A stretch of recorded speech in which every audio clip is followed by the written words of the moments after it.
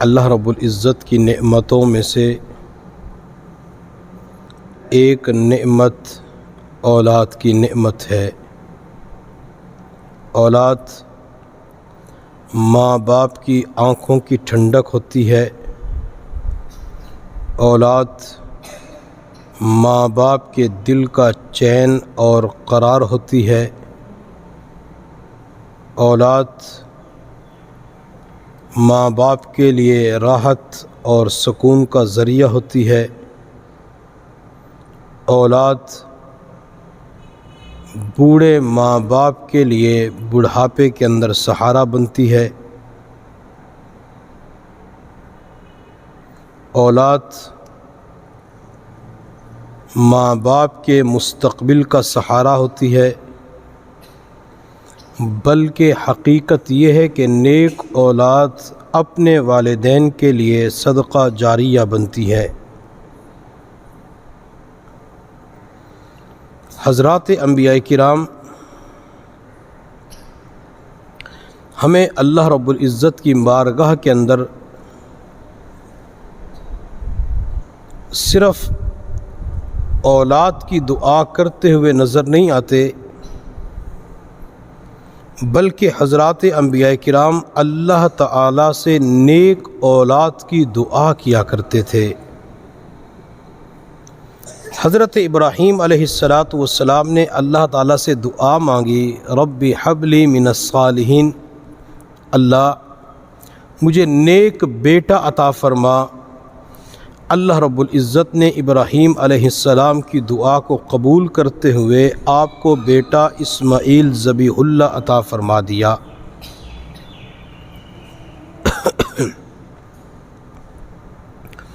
حضرت زکریا علیہ السلام بڑھاپے کی عمر کو پہنچ چکے تھے، بالوں کے اندر چاندی سفیدی آ چکی تھی۔ حضرت مریم علیہ السلام زکریا کے پاس وقت گزار رہی تھی۔ ایک مرتبہ زکریا علیہ السلام مریم کو ٹھہرا کر کہیں تشریف لے گئے۔ جب کافی دیر کے بعد مریم کے پاس پہنچے تو مریم بے موسم پھل کھا رہی تھی۔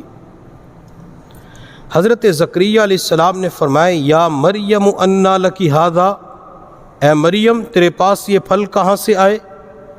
حضرت مریم علیہ السلام نے جواب دیا، ہوا من عند اللہ، اللہ کی طرف سے انتظام ہو گیا۔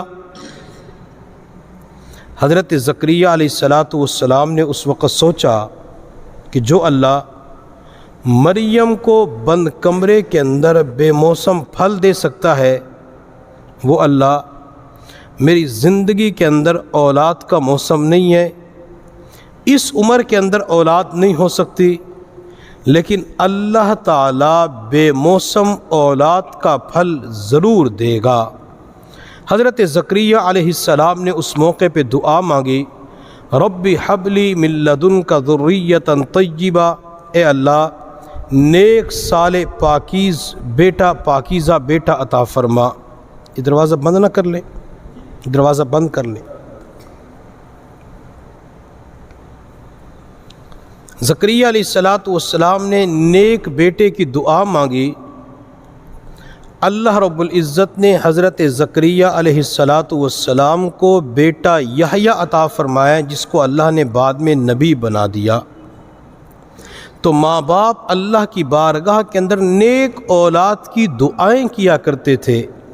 نیک اولاد ماں باپ کے لیے آنکھوں کی ٹھنڈک بنتی ہے، اور جب اولاد نافرمان بن جاتی ہے تو ماں باپ کہتے ہیں یہ تو درد سر بن چکا ہے، یہ وبال جان بن چکا ہے، اس سے تو موت ہی اچھی ہے۔ اولاد اس لیے ہوتی ہے، اور جب اولاد نیک ہوتی ہے تو والدین اپنی اولاد کی وجہ سے دوسروں پہ فخر کر رہے ہوتے ہیں کہ میری اولاد کتنی نیک ہے۔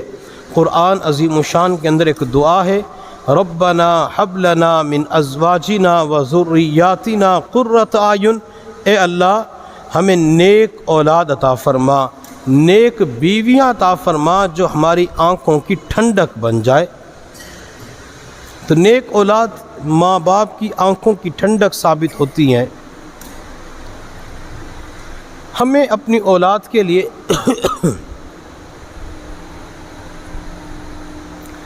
فکر مند ہونے کی ضرورت ہے۔ آج کی دنیا میں میں والد ایک جملہ استعمال کرتے ہیں، ہمارے مرنے کے بعد بچوں کا کیا بنے گا، ہمارے مرنے کے بعد ان کے مستقبل کا کیا بنے گا، ان کی روزی کا کیا بنے گا، ان کی پڑھائی کا کیا بنے گا۔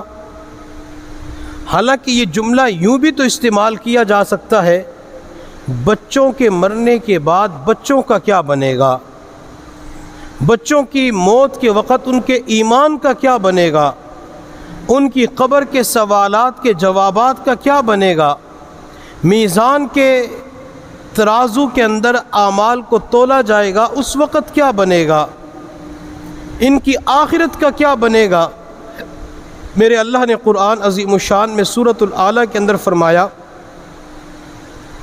قد افلح من تزکا وذکر اسم ربہ فصلی بل تؤثرون الحیاۃ الدنیا والآخرۃ خیر وابقی، کہ دنیا کی زندگی سے بہتر آخرت کی زندگی ہے جو بہتر اور باقی رہنے والی ہے۔ تو آخرت کے بارے میں ہمیں اولاد کی فکر کرنی چاہیے کہ ہماری اولاد کا آخرت کے اندر کیا بنے گا۔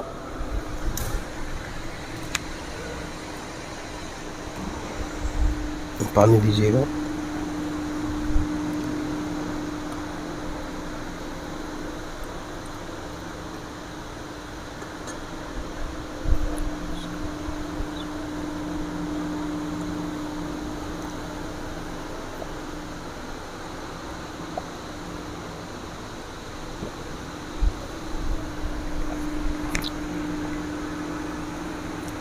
ایک اللہ والے نے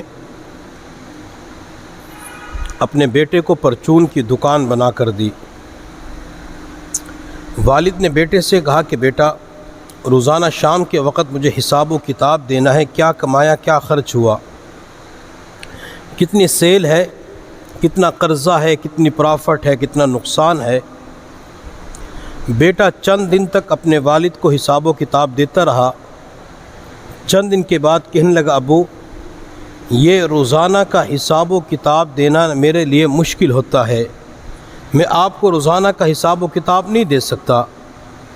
بوڑھے باپ کی آنکھوں میں آنسو آ گئے۔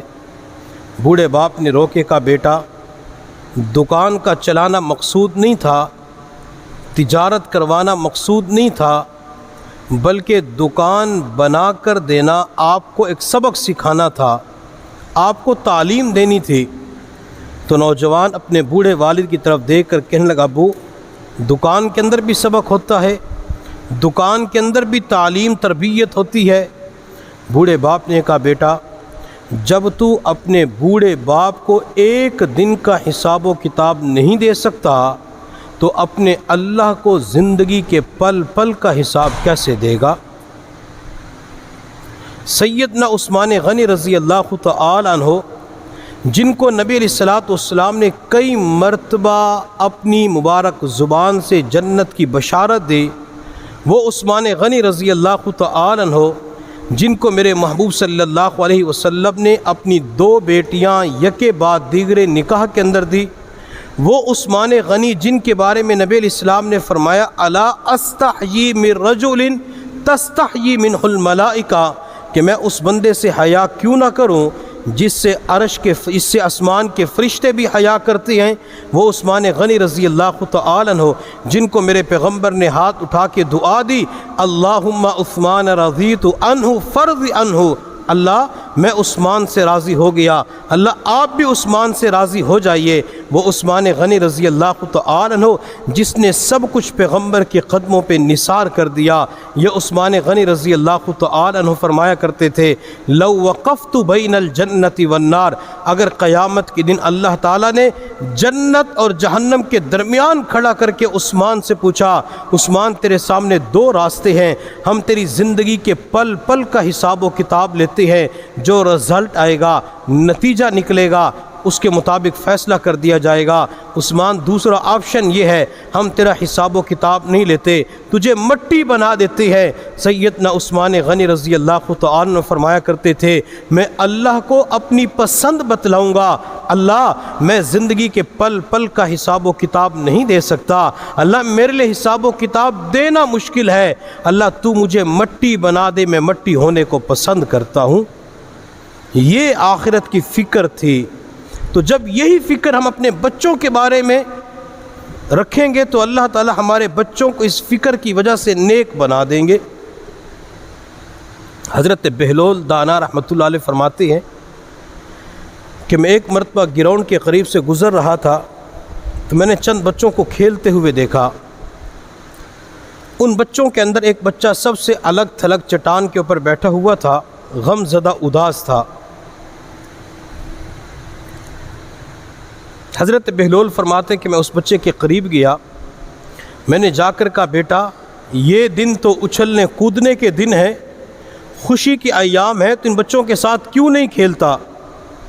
اس بچے نے بہلول کے چہرے کی طرف دیکھا اور چہرے کی طرف دیکھ کے کہا، بہلول اللہ نے قرآن عظیم الشان کے اندر جہنم کے بارے میں کیا فرمایا؟ حضرت بہلول دانا رحمۃ اللہ علیہ فرماتے میں بچے کا سوال سن کے حیران رہ گیا۔ میں نے قرآن کی آیت پڑھی، یا ایھا الذین آمنوا قوا انفسکم واہلیکم نارا، اے ایمان والو تم اپنے آپ کو اور اپنے اہل و عیال کو، اپنے بچوں کو جہنم کی آگ سے بچاؤ جس کا ایندھن انسان اور پتھر ہیں۔ حضرت بہلول فرماتے ہیں جب میں نے جہنم کے ایندھن کا تذکرہ کیا تو معصوم بچہ کہنے لگا، بہلول میں نے گھر کے اندر دیکھا ہے جب میری والدہ آگ جلاتی ہے تو چولہے کے اندر، تنور کے اندر سب سے پہلے چھوٹی چھوٹی لکڑیاں ڈالتی ہے، مجھے خطرہ اس بات کا ہے کہ کہیں قیامت کے دن اللہ تعالیٰ مجھے جہنم کے اندر ایندھن کے طور پہ نہ ڈال دے۔ حضرت بہلول دانا رحمۃ اللہ علیہ فرماتے ہیں بچے کی آخرت کی فکر کے بارے میں اس بات کو سن کر میں بے ہوش ہو گیا۔ جب کافی دیر کے بعد مجھے ہوش آیا تو بچہ موجود نہیں تھا۔ میں نے بچوں سے پوچھا وہ بچہ کہاں چلا گیا؟ بچوں نے جواب دیا کہ گلی کے اندر چلا گیا۔ میں نے ان سے پوچھا یہ بچہ کون ہے؟ تو انہوں نے جواب دیا یہ حضرت حسین رضی اللہ تعالی عنہ کے خاندان سے تعلق رکھنے والا تھا۔ یوں ماؤں نے، والد نے، بڑوں نے بچوں کے اندر آخرت کی فکر پیدا کی ہوئی تھی۔ ہم بھی آج یہی فکر اپنے بچوں کے اندر پیدا کر سکتے ہیں۔ ماں اپنے بچوں کو سکھائے، ماں بچوں کو سمجھائے، بیٹا تو نے دنیا کی فکر بھی کرنی ہے، آخرت بھی فکر بھی کرنی ہے۔ اگر ماں فکر دنیا کی بجائے فکر آخرت کو پیدا کرتی ہے، بچوں کو سمجھاتی ہے، انشاءاللہ یہ بچہ ماں باپ کے لیے صدقہ جاریہ ثابت ہوگا۔ اور میں ماؤں سے گزارش کروں گا جن کو اللہ تعالیٰ نے اولاد کی نعمت سے مالا مال کیا ہے، کبھی بھی اپنی اولاد کو بد دعا نہ دیا کریں۔ اپنی اولاد کو بد دعا دینا نعمت کی ناقدری ہوتی ہے، اپنی اولاد کو بد دعا دینا ناشکری ہوتی ہے۔ اپنی اولاد کو بد دعا دینا کہ تم مر کیوں نہیں جاتا، ذلیل ہو جا، نظروں سے دور ہو جا، نکل جا، اس کے علاوہ اور بھی بہت ساری مائیں بد دعائیں دیتی ہیں، تو اللہ تعالیٰ ماں کی اس بد دعا کو فوراً قبول کر لیتے ہیں۔ نتیجہ اللہ جوانی کے اندر دکھاتے ہیں۔ جب بچہ جوانی کی دہلیز پہ قدم رکھتے تو بچہ نافرمان بن جاتا ہے۔ بعض مرتبہ اللہ جوانی کے اندر اسے اپنے پاس بلا لیتے ہیں۔ ماں اس وقت روتی، ہائے میرا لال دنیا سے چلا گیا، میرے بچے نے دیکھا ہی کیا تھا، میرے بچے کی عمر ہی کیا تھی۔ ماں اس وقت آنسو بہا رہی ہوتی ہے، حالانکہ حقیقت کے اندر اللہ نے ماں ہی کو بد دعا کو قبول کیا ہوتا ہے۔ کبھی بھی اپنی اولاد کو بد دعا نہ دیں۔ ہمیشہ کے لیے یہ اصول بنائیں کہ میں نے اپنی اولاد کو دعا دینی ہے۔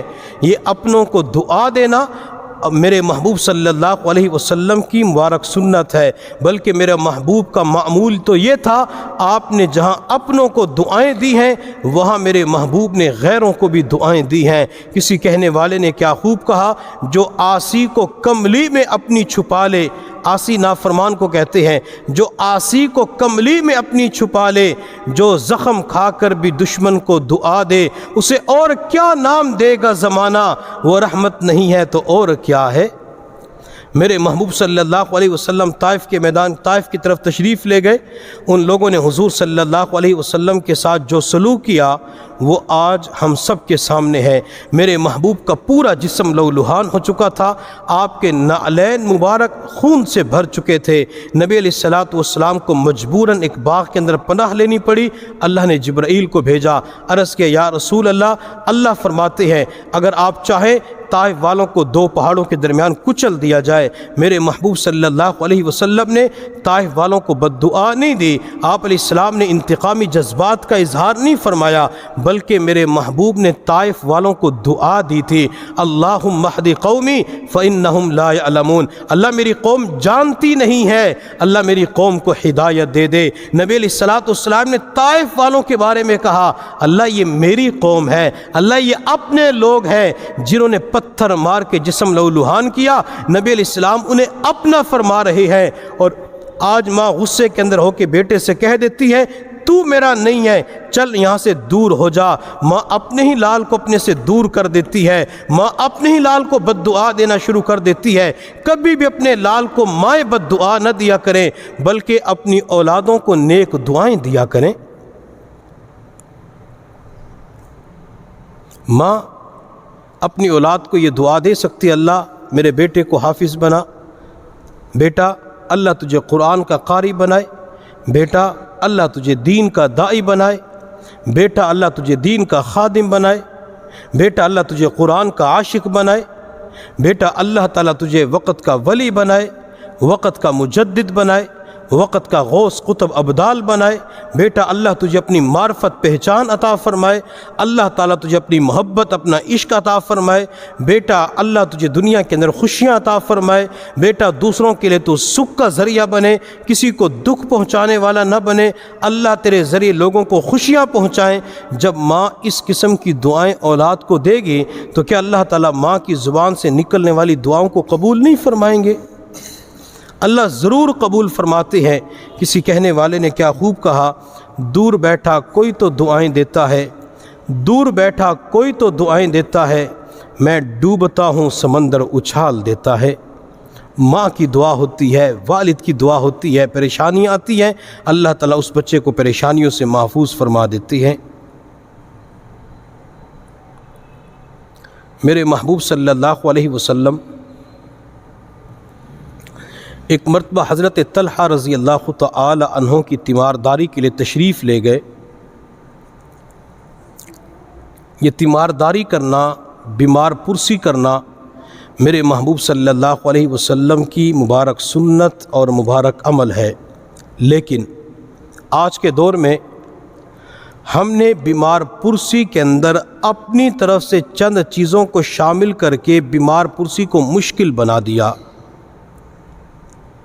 خواتین یہ کہتی ہیں اگر کسی کو ملنے کے لیے جانا ہے، بیمار پرسی کرنی ہے ہسپتال میں یا گھر میں، تو کم از کم جوس کے کئی ڈبے لیٹر والے ہونے چاہیے، یا بوتلوں کا کریٹ ہونا چاہیے، یا 5 کلو مٹھائی کی ٹوکری ہونی چاہیے، یا آج کل جیسے قتل عام شروع ہو چکا ہے۔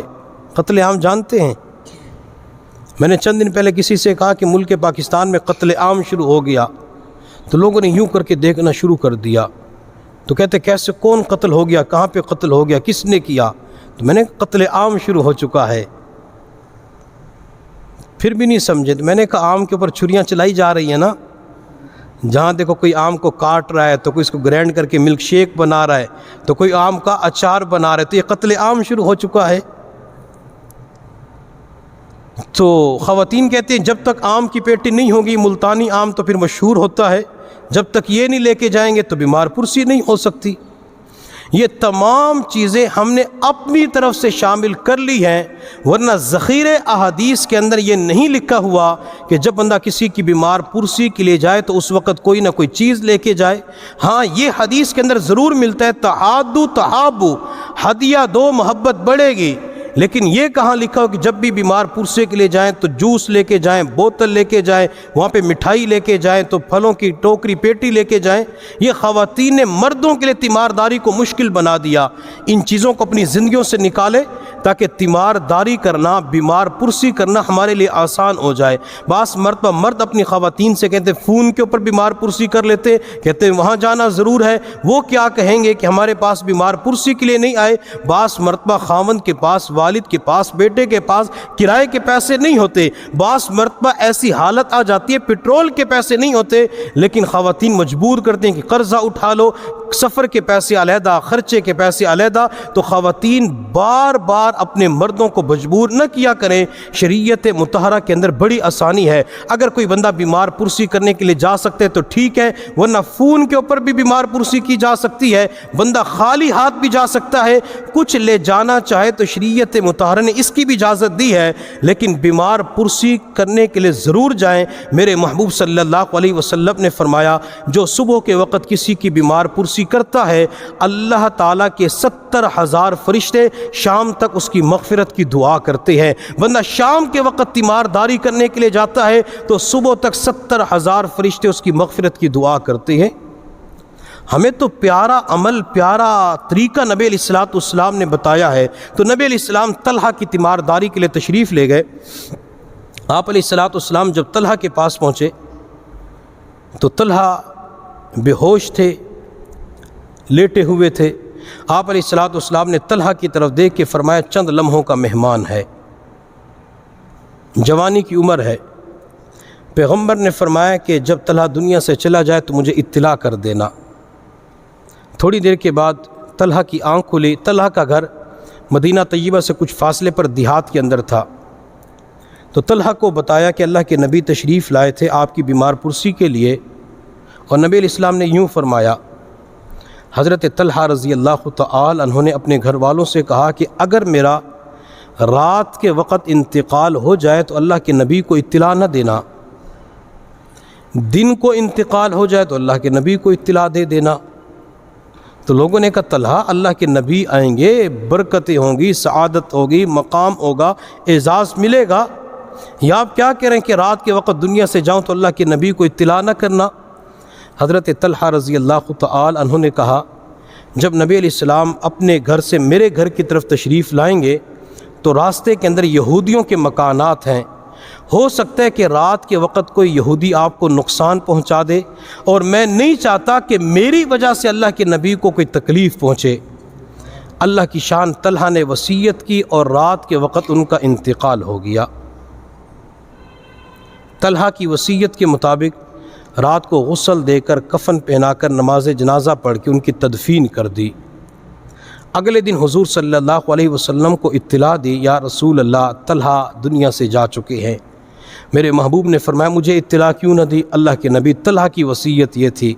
تو محبوب نے فرمایا مجھے طلحہ کی قبر پہ لے چلو۔ نبی علیہ السلام رشتہ داروں کے ساتھ طلحہ کی قبر پہ تشریف لے گئے۔ آپ علیہ السلام طلحہ کی قبر کے پاس کھڑے ہو کے اللہ تعالیٰ سے دعا کرتے، اے اللہ طلحہ آپ کا مہمان بن چکا ہے، طلحہ آپ کے پاس پہنچ چکا ہے، اللہ یہ طلحہ جب آپ سے ملاقات کرے آپ طلحہ کو دیکھ کر مسکرائیں، طلحہ آپ کو دیکھ کے مسکرائے۔ نبی علیہ السلام نے کتنی بہترین پیاری اپنے صحابی کو دعا دی ہے۔ اب یہ دعا ماں اپنی اولاد کو دے سکتی ہے کہ بیٹا جب قیامت کے دن تو اللہ کے پاس جائے تو اللہ تجھے دیکھ کے مسکرائیں، تو اللہ کو دیکھ کے مسکرائے۔ ماں اپنی بیٹی کو دعا دے سکتی، بیٹی جب قیامت کے دن تو حضور کے حوض کوثر پہ جائے اللہ کے نبی تجھے دیکھ کے مسکرائیں، تو اللہ کے نبی کو دیکھ کے مسکرائے، تجھے اللہ کے نبی کے ہاتھوں حوض کوثر کا جام نصیب ہو جائے، بیٹی تجھے فلاں نعمت نصیب ہو جائے۔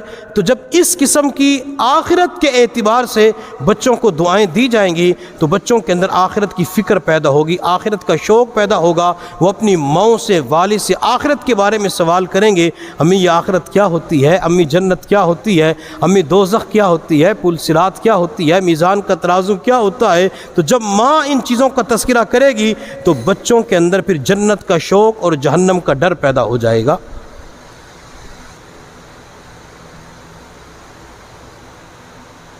ایک بچہ تھا، ماں نے اس بچے کو مدرسے کے اندر داخل کروایا۔ جب یہ بچہ تعلیم حاصل کر کے دوپہر کے وقت واپس گھر آتا تو ماں نے اپنے بیٹے سے کہا کہ بیٹا روزانہ آپ نے مصلی بچھا کر اللہ کی بارگاہ میں ہاتھ اٹھا کے دعا کرنے کہ اللہ مجھے روٹی دے دے، اللہ کھانا دے دے۔ بچہ روزانہ آتا تو بچے کا یہی معمول تھا۔ ماں کیا کرتی؟ ماں روٹی بنا کر اسے کمرے کے اندر کسی جگہ چھپا دیتی۔ جب بچہ دعا مانگ کے فارغ ہوتا تو ماں کہتی بیٹا جاؤ کمرے کے اندر روٹی تلاش کرو۔ بیٹا روٹی تلاش کرنا شروع کرتا تو کہیں نہ کہیں سے بچے کو روٹی مل جاتی۔ تو ماں پھر کہتی بیٹا دیکھا تو نے اللہ سے دعا مانگی، اللہ نے تیرے لیے روٹی کا انتظام کر دیا۔ ماں کی تربیت پہ غور کریں کہ ماں کی تربیت کیا تھی۔ آج تو ماں کے پاس اولاد کو ٹائم دینے کے لیے وقت ہی نہیں ہے، آج تو ماں کو تربیت کرنے کے لیے معلومات ہی نہیں ہے۔ ماں یہ سمجھتی ہے کہ بچے کی تربیت کرنا مدرسے والوں کی ذمہ داری ہے، ماں یہ سمجھتی ہے کہ بچے کی تربیت کرنا سکول والوں کی ذمہ داری ہے۔ حالانکہ تمام خواتین نے یہ جملہ پڑھا ہوگا، سنا ہوگا، یاد ہوگا کہ بچے کی سب سے پہلی درسگاہ ماں کی گود ہوتی ہے۔ ماں سے جو کچھ بچہ حاصل کرتا ہے تو معاشرے کے اندر وہی چیز بچہ پیش کرنے والا ہوتا ہے۔ جب تک ماں اپنی اولاد کو روزانہ ٹائم نہیں دے گی، جب تک ماں روزانہ اپنی اولاد کو وقت نہیں دے گی، اس وقت تک بچے کی تربیت نہیں ہو سکتی، اس وقت تک بچہ صحیح نہج کے اوپر کھڑا نہیں ہو سکتا۔ ماں اولاد کی تربیت کے اوپر غور دے گی، فکر کرے گی، اللہ تعالیٰ اس بچے کی تربیت فرما دیں گے۔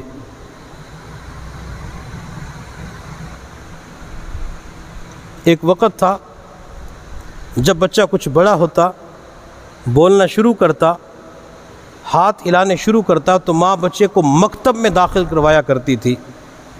ماں قاعدہ پڑھنے کے لیے مسجد کے قاری صاحب کے حوالے کر دیا کرتی تھی۔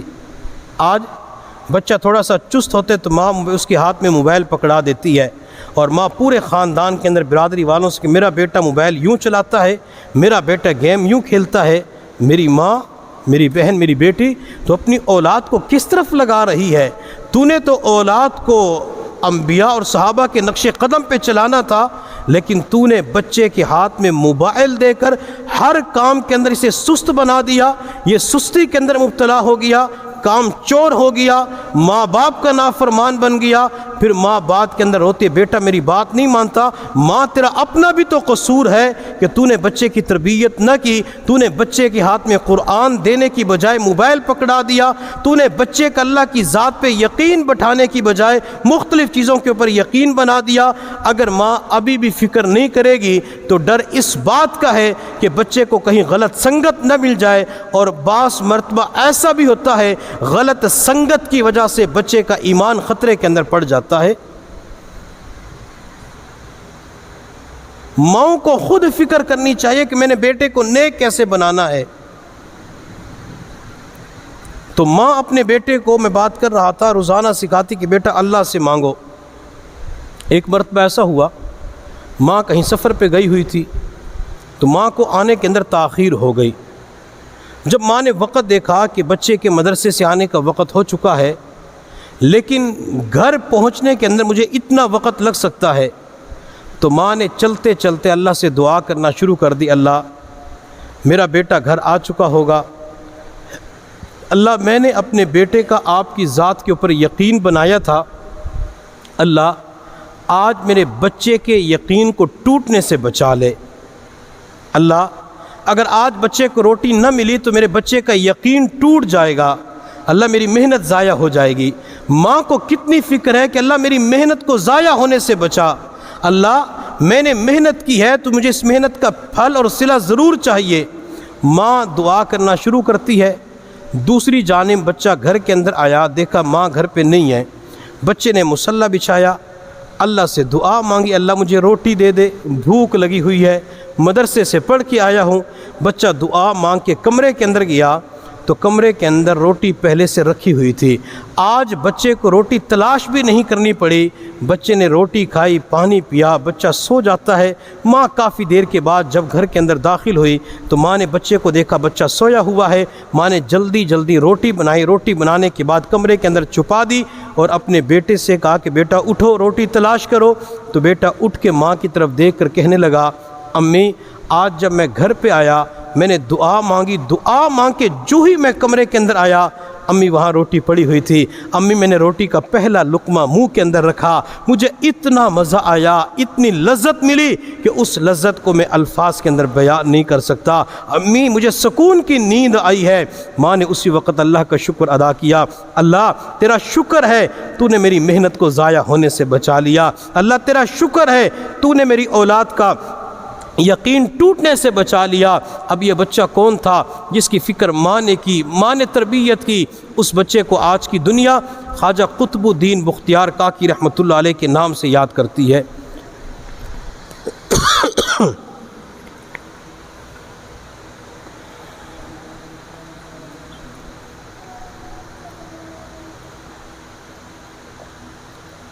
تو ماں نے فکر کی، ماں نے تربیت کی، ماں کی تربیت کی وجہ سے اللہ نے بچے کو پھر بعد کے اندر ولایت کے مقام عطا فرما دیے۔ اور میں ماؤں سے گزارش کروں گا کہ ماں اپنی اولاد کو بولنے کا ادب سکھائیں۔ جب بچے بات کرتے ہیں تو یوں کرتے، تو نے یوں کہا، تم نے یوں کہا، تو یہ کرتا ہے، تو ماں اپنے بچوں کو سکھائے کہ بیٹا آج کے بعد تو نے کبھی بڑے سے بات کرنی ہے یا چھوٹے سے بات کرنی ہے، تو اور تم کہہ کے بات نہیں کرنی بلکہ آپ کہہ کے بات کرنی ہے کہ آپ نے یوں کیا تھا، آپ نے یوں کہا تھا۔ ماں بیٹے کو سمجھائے کہ آپ کہنے سے اللہ کی محبت ملتی ہے۔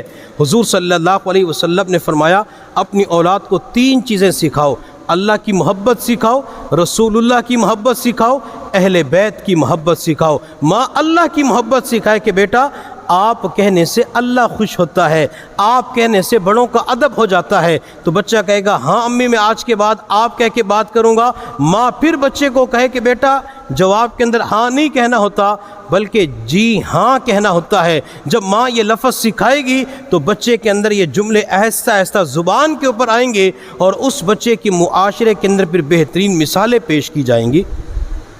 بچوں کو سکھانا ہوتا ہے، بچوں کو سمجھانا ہوتا ہے۔ میں ایک مرتبہ 2 سال پہلے کی بات ہے، مدرسے کے اندر آیا، ماہ رمضان المبارک تھا، تو میں نے کچھ بچوں کو لیٹے ہوئے دیکھا تو کچھ بچے کھانا کھا رہے تھے۔ ماہ رمضان کے اندر چھوٹے بچے تھے تو ان کے لیے دوپہر کے کھانے کا انتظام بھی کرنا ہوتا تھا۔ میں نے بچوں کو اٹھایا کہ بچوں جلدی اٹھو، سارے طلباء تو کھانا کھا جائیں گے، آپ اگر وہاں پہ نہ پہنچے تو آپ کو کچھ بھی نہیں ملے گا۔ تو جیسے وہ بچے اٹھے تو ان میں سے ایک بچہ تھا، معصوم بچہ، اٹھتے ہوئے کہنے لگا حضرت اگر کھانا ختم ہو گیا تو اللہ دے گا۔ میرے اوپر اس جملے کا اتنا اثر ہوا کہ یہ بچہ سویا ہوا تھا اور جو ہی یہ بچہ اٹھا تو اس کی زبان کے اوپر کتنا بہترین پیارا جملہ آیا کہ اگر کھانا ختم ہو گیا، کھانا دسترخوان پہ نہیں ملا تو اللہ دے گا۔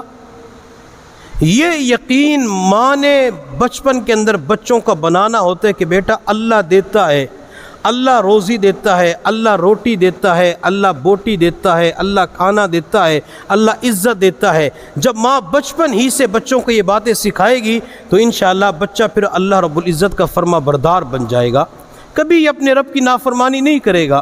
ایک بچہ تھا، ماں کی تربیت پہ غور کرے، ماں نے کیسی تربیت کی۔ بچہ اپنے علاقے کے اندر ایک قافلے کے ساتھ سفر پہ جانا چاہتا تھا۔ بچے نے اپنی والدہ سے بات کی امی میں چلا جاؤں، تو ماں نے کہا چلے جاؤ۔ ماں نے گھر سے چلتے وقت بچے کو وصیت کی کہ بیٹا جھوٹ نہیں بولنا، سچ بولنا ہے۔ اب یہ ماں کی تربیت تھی، ماں کی نصیحت تھی، وصیت تھی۔ اور میں ماؤں سے گزارش یہ کروں گا کہ ماں کبھی بھی اپنی اولاد کے ساتھ جھوٹ نہ بولا کریں۔ ماں کیا کرتی ہے، بچہ غلطی کرتے تو ماں کہتی ہے میں بھوت کو بلا لوں گی، تو نے یہ کام کیا تو میں چڑیل کو بلا لوں گی، تو نے یہ کام کیا تو میں کالی بلی کو بلا لوں گی، تو نے یہ حرکت کی تو میں تجھے گھر سے نکال دوں گی۔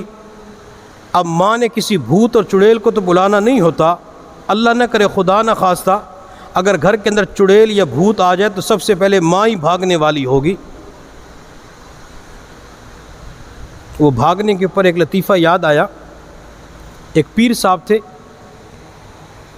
بناوٹی پیر تھے، تو ان کے پاس کوئی جوڑا گیا میاں بیوی، ان کی اولاد نہیں ہو رہی تھی، دعا کروانے کے لیے کہ پیر صاحب کوئی دعا کریں، دم کریں، کوئی تعویذ دیں، کوئی منتر پڑھیں تاکہ اولاد ہو جائے۔ پیر صاحب نے کچھ دیر آنکھیں بند کی، کافی دیر کے بعد سر اٹھا کے کہا آپ کا حساب تو بہت بڑا ہے، اس کام کے لیے مجھے قبرستان کے اندر چلہ کاٹنا پڑے گا اور ایک رات آپ نے میرے ساتھ قبرستان کے اندر گزارنی ہوگی۔ تو انہوں نے پیر صاحب قبرستان کے اندر یہ تو مشکل ہے۔ پیر صاحب نے کہا صرف رات کے 2 بجے فلاں جگہ آ جانا، میں پڑھائی کروں گا، آپ کی اولاد ہو جائے گی۔ تو وہ جوڑا تیار ہو گیا۔ پیر صاحب نے کسی اور بندے سے بات کی کہ قبرستان کے اندر فلاں درخت کے پاس ایک جگہ کھلی ہوئی ہے، تو آپ وہاں پہ جا کے رات کے وقت لیٹ جانا، میں آپ کو لیٹنے کے 2000 روپے دوں گا اور میں قبر کے پاس بیٹھ کے عمل کروں گا، پھر عمل کرنے کے بعد اونچی آواز سے کہوں گا قم باذن اللہ، اللہ کے حکم سے کھڑا ہو جا، تو کھڑا ہو جانا۔ تو میاں بیوی کے اوپر میری دہشت بیٹھ جائے گی کہ میرے حکم سے جب مردے زندہ ہو سکتے ہیں تو اولاد کیوں نہیں ہو سکتی۔ وہ بندہ 2000 کے لیے تیار ہو گیا۔ جب رات کے 2 بجے تو پیر صاحب قبرستان کے دروازے پہ پہنچے تو وہ جوڑا بھی آ گیا، ماں باپ جو جوڑا تھا پہنچ گئے۔ پیر صاحب ان دونوں کو لے کے قبرستان کے اندر گئے، اندھیرا تھا، کوئی روشنی اس وقت نہیں تھی۔ پیر صاحب اسی درخت کے قریب بیٹھ کے، اب یہ دونوں میاں بیوی چھپ کے بیٹھے ہوئے ہیں کہ پتہ نہیں ہمارے ساتھ قبرستان کے اندر کیا بنتا ہے۔ پیر صاحب نے کچھ دیر پڑھائی کرنا شروع کر دی، جو اس کے اول فول منتر تھے، تو کافی دیر کے بعد اونچی آواز سے کہا، جوشدار انداز میں اس نے نعرہ لگا قم باذن اللہ، اللہ کے حکم سے کھڑا ہو جا۔ قبر کی طرف اشارہ کیا تو قبر کے اندر سے ایک کی بجائے 2 بندے نکل آئے۔ اب جو ہی 2 بندے نکلے تو اس جوڑے نے دوڑ تو لگانی تھی، پیر صاحب نے بھی دوڑ لگا دی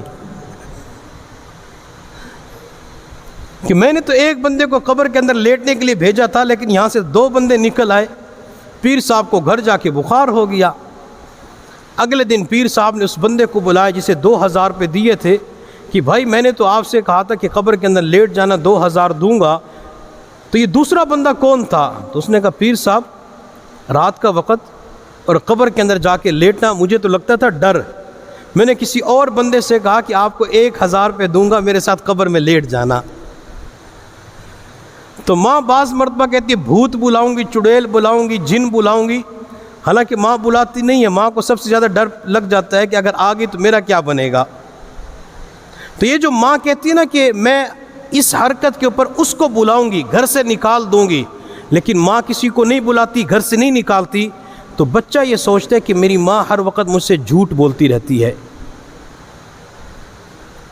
میرے محبوب صلی اللہ علیہ وسلم کسی کے گھر تشریف لے گئے تو ماں نے اپنے بچے کو بلانے کے لیے یوں ہاتھ سے اشارہ کیا کہ بیٹا آؤ میں آپ کو دوں گی۔ تو بچہ دوڑتے ہوئے آیا تو اس خاتون نے کھجور دے دی، مٹھی کے اندر کھجور تھی۔ آپ علیہ السلام نے فرمایا کہ اگر تیری مٹھی خالی ہوتی نام اعمال کے اندر جھوٹ کا گناہ لکھ دیا جاتا۔ اب ماں کیا کرتی ہے گھر کے اندر بچے کے سے کہتی ہے بچہ بھاگ کے میں آپ کو فلاں چیز دوں گی، بیٹا یہ دیکھو میری مٹھی کے اندر ہے۔ ماں کی مٹھی کے اندر نہ ٹافی ہوتی ہے، نہ کوئی چاکلیٹ ہوتی ہے، نہ کوئی پاپڑ ہوتا ہے، خالی ہوتی ہے۔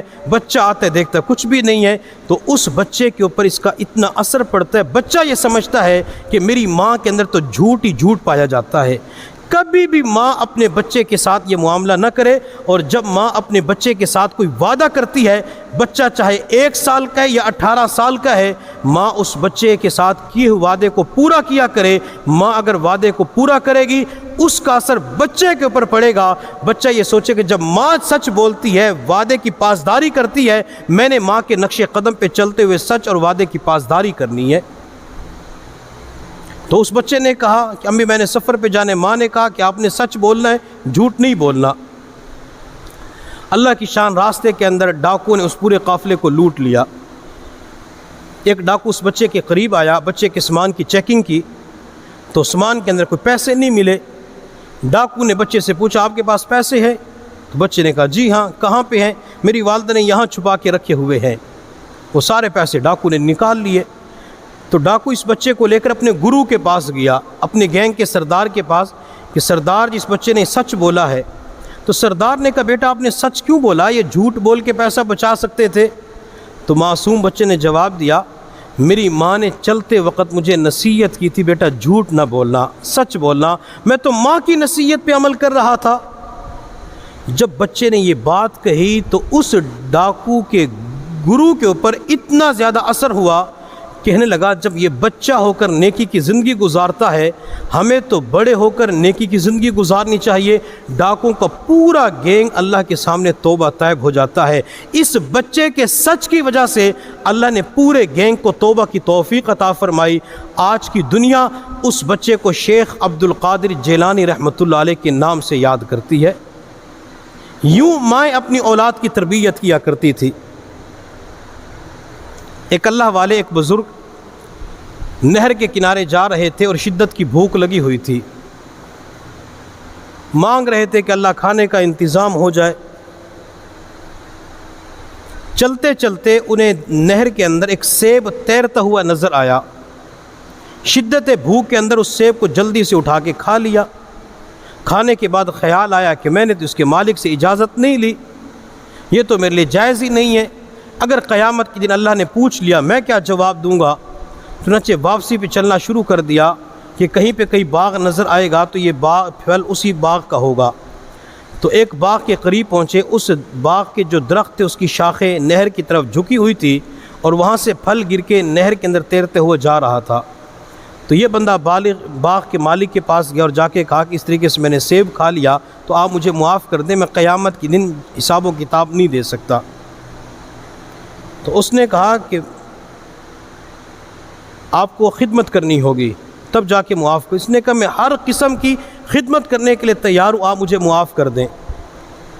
اس بندے نے کہا میری ایک بیٹی ہے، آنکھوں سے اندھی ہے، زبان سے گونگی ہے، کانوں سے بہری ہے، ٹانگوں سے لولی اور لنگڑی ہے، آپ کو اس کے ساتھ نکاح کر کے پوری زندگی اس کی خدمت کرنی پڑے گی۔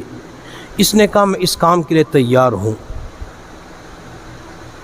میں یہ چاہتا ہوں کہ میرا معاملہ دنیا ہی کے اندر صاف ہو جائے۔ چنانچہ نکاح کا وقت رکھا گیا اور ان کا باغ کے مالک نے اپنی بیٹی کے ساتھ نکاح کر دیا۔